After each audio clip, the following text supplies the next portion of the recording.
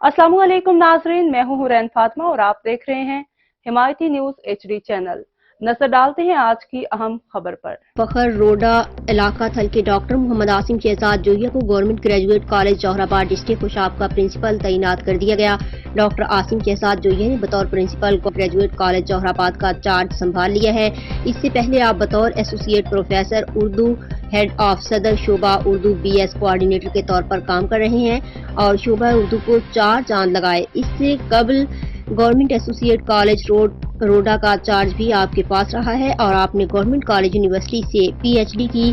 Guraya news के bureau chief से दौरान मुलाकात गुफ्तगू करते हुए डॉक्टर आसिम शहजाद जोहिया ने कहा कि मैं कॉलेज की बेहतरी के लिए अपना भरपूर किरदार अदा करना चाहता हूं और इंशाल्लाह नेक नियति से अपने फराइज सरअंजाम दूंगा।